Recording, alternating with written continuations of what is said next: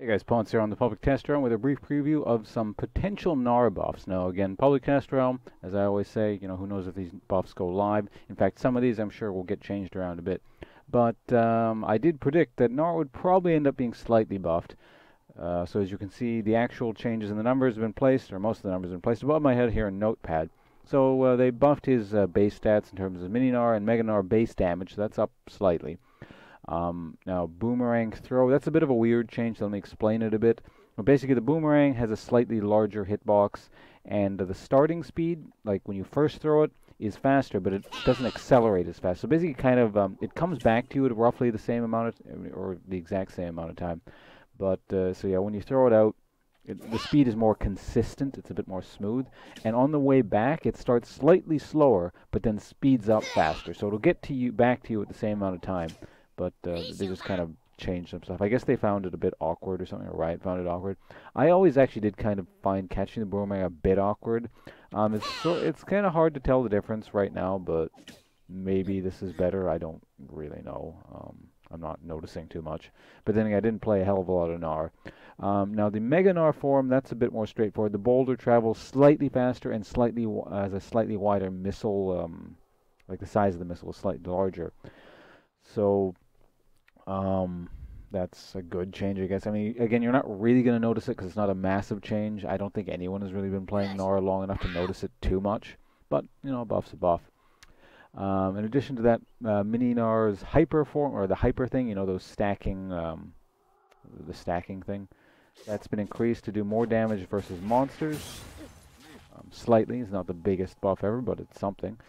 Gnar certainly has good objective control because of it, or at least when you're fighting monsters and stuff, because that actually does do quite a bit of damage when you have a lot of attack speed. And the last thing we have Gnar's Gnar's Gnar, his ultimate ability, that has also been changed in that the AD ratio has been basically put back to 0.5. When I first played on the Public Test Realm, it was always 0.5, and then they nerfed it down to 0.2, I believe, or something along those lines.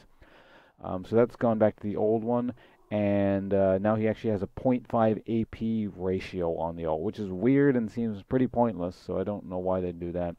But this is actually the most tentative change of all. I was reading a Riot post, some Twitter post, saying that yeah, they're just kind of messing around with the ult right now, so I wouldn't expect this to actually stick around. Like, something's going to happen there. But yeah, that's it in terms of the changes. Like I said, I'm not too surprised this is happening. I don't actually think Gnar is that weak. But he is weird, and he's a new champion, so sometimes Riot makes things like a bit stronger when champions are weird, and it takes people a bit of time to get used to. For example, kind of the opposite happened with Braum, where they made him strong, and then people got used to him too quickly, and then he was just too good.